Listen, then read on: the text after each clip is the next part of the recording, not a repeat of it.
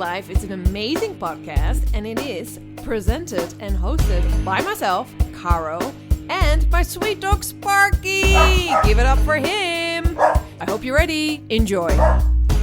Welcome back to another episode of Go For Your Life. And this is funny because we're both in the same city. Me and Trixie, both in Amsterdam, talking to each other today because I've been virtually traveling a fair bit this week. But now we're kind of staying home base, Amsterdam to Amsterdam. So welcome, Trixie. Thank you so much for being here. Yes, thank you. Well, on the other side of town. Exactly. From one place of Amsterdam to the other place in Amsterdam. Super nice. And I really appreciate you being here today. It's nice because I found you on Instagram, and you have an Instagram account called Inclusive Yoga. And I was very much like, who is this person? And I was so interested in, your background. And then we had a bit of a chat last week, and it felt really nice to see, because you have the philosophy background and the yoga background, you kind of bring them together. So I let you explain a little bit what your Instagram account is about. But yeah, I'm really glad I got you in my life scrolling away. Well, same here, Caro, because I was very happy that you contacted me. And of course, I already saw your Instagram name, which said AHIMSA in it. And that's like always a very good sign, of course. Yes, I have a background in philosophy. And I started practicing yoga already 20 years ago. I'm now 37 years old. And at first, of course, I also was interested in the asana practice, and I really appreciated what it did with my body. And later on, I appreciated what it did with my mind, and it calmed me down and my nervous system, etc. And then I started a yoga teacher training, and I started reading the Bhagavad Gita and learned about the 8 limbs of yoga, the yamas and the niyamas, of course. And then I realized, hey, this is really interesting material. And of course, I like theory, I like to think, I like to read, so that I just absorb all that yoga philosophy more or less naturally. And that's why I thought maybe it's a good idea to bring some of that philosophy, into a bit more awareness in the yoga studios in the Netherlands, because often, of course, you hear it's about yoga, and what they actually mean, it's asana practice, right? So I see yoga as a holistic practice, and with that in mind, I also think it's good to think about what AHIMSA means to us as yogis in our daily lives. And that's actually where we connect, I think, because that's always also your focus. It's more on activism, right? Yeah, Exactly. Yeah, AHIMSA living. Yeah, it's really, and I think it's also what I loved about and also how you explain it to me. I'd love you to talk a little bit about that, a bit more about that. Is the response also kind of like, for me, yoga is politics, and you also have a very political response, and that was also for you a reason why you started your account, right? Yes, of course. I really like the holistic thing in yoga, but the actual reason why I started an account on the which is named Inclusive Yoga, was the news that it seems to be, let's say it like allegedly. Yeah. Allegedly, yes. I heard exactly.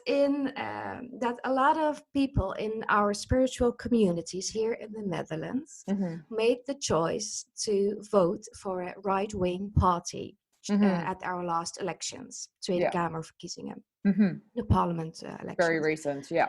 Yeah, very recent. And the idea behind them voting for this party was that they wanted their freedom back because of the COVID regulations. And as we often see with right-wing and populist parties, of course, they promise all these great things like we're going to bring you your freedom. We're going to free. yeah, you don't have to worry about the COVID. It's all lies, etc., etc. So this party, like spreading fake news and like the whole package, actually, somehow was, somehow some yogis and some spiritual people were interested in this party and voted for them. And that's where I thought, hey, what is actually going wrong? So what's happening here? How can we explain that these people who are living a yogic life, sometimes they're vegans, or they bring their own coffee cup so they don't have to use the plastic. How is it possible that these people can vote for a party that is racist and that is excluding other people?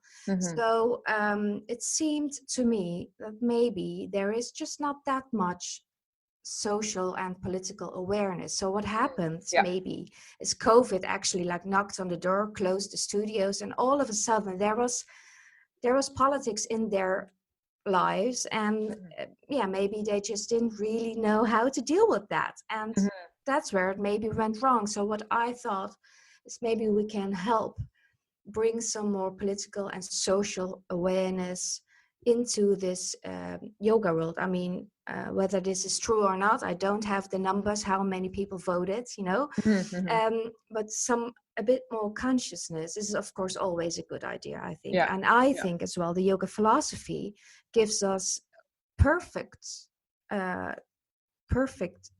to say, concepts to bring a more just and a better and a more beautiful world. Yeah, exactly.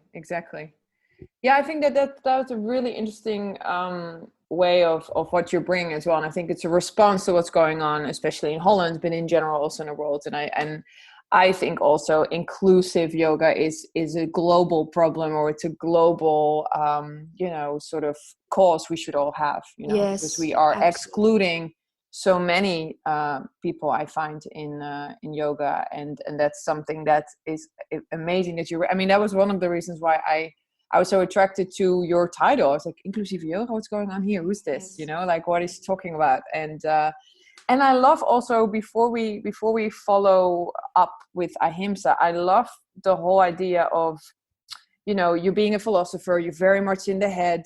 Like I know a lot of people, like I also had a lot of students who are like scientists or doing something with science, and you can see that they have this kind of nearly like schizophrenic sort of like, okay, so I'm very scientific, but at the same time I'm also spiritual. And like, how does it work for you? Because you have, of course, really that thinking mind, but now you also have that spiritual mind. So how does that work for you?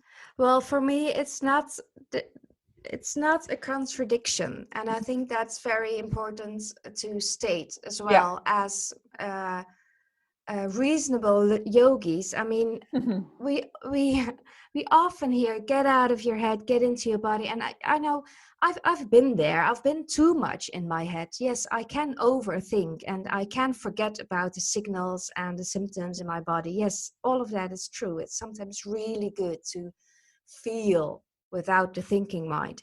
But we shouldn't leave the thinking mind, we shouldn't leave it all by itself. We shouldn't leave that alone. I think the head is actually a part of the body. I mean, it is our body.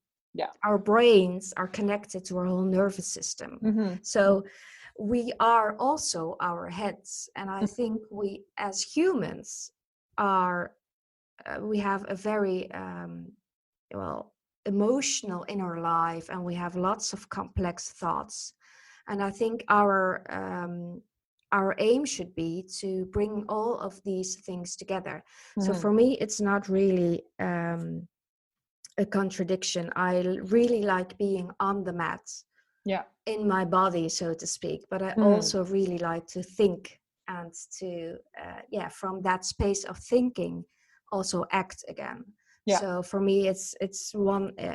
There's some unity there. Yes. Yeah, there's absolutely, and that's again, to yoke is yoga. Like the unity of these two elements in your life that come together. And also, I think what I love about what you do with your Instagram account and also who you are is like you are inspiring and encouraging people to critical thinking, you know, and that's also a very yogi thing to do.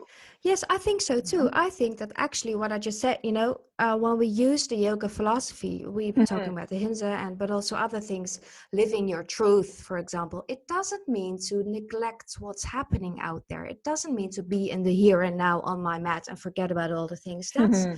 I mean, of course, we are looking for inner calm, but this inner calm is maybe often mistaken as, interpreted as to pretend that there's nothing going on. I mean, that's not inner calm. That's just fake outer calm. That's just totally. Yeah, that's just pretending that there's nothing wrong. But there's Exactly. really something wrong. There is racism in this world.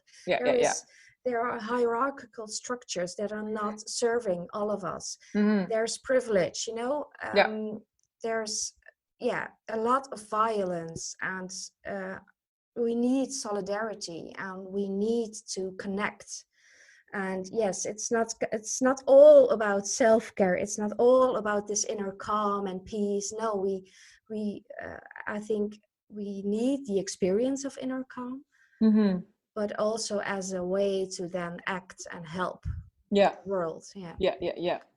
And how do you, to move on to AHIMSA, how do you view AHIMSA? I mean, what does AHIMSA mean to you? Well, it has a lot of different aspects. Of course, we can make good choices in our daily lives, but that's very difficult. I mean, we live in a very capitalist system, and it's very, I mean, when you try to eat vegan and then you hear the avocados you shouldn't eat it as well. And then you find out that the clothes you're wearing are actually not the right ones. There's always something. It's very difficult to do it perfectly non-harming. But I think AHIMSA for me is just to try to create spaces for other beings, like people and animals and our nature, our inner and our outer nature, to be safe and to be okay with each other. And for me, that also means to make it very specific, that our yoga spaces, our yoga studios and our classes should be welcoming all kinds of people. Of course, all colors, all genders, and all, like non-specific genders, all bodies, like old, young, etc. So, and I also think that inclusive yoga means, being open to how to say that, to try to be not defensive. You know what I mean? So when someone tells you something, like, for example, a black person tells you, I didn't like that you said this or that, or someone that you called a girl comes to you and says, oh, actually, I don't like to be called a girl. Try to be not defensive as a yoga teacher. Try to be open. Resistance is, I think, a really big thing that's happening a lot. Like this resistance of like, stay open. And that's really, that's how AHIMSA works. I mean, we are in a very dynamic world, and things are changing, and people are realizing, what's harming, and a lot of people are defensive about that, and they don't want to go there because that creates, of course, disturbance, and they want to be in a yoga studio where everything is fine. So they don't want to. The violin music is playing and the roses are there. Yeah, you have your aromatherapy. Exactly. Love and light, and you have your own sign on the wall, and then suddenly someone talks to you about racism, and that's the moment that you should sit with it, actually, do the work and think, okay, I'm not going to react, I'm just trying to understand, and then I'm thinking about a response. And that's AHIMSA in, like interaction with other humans.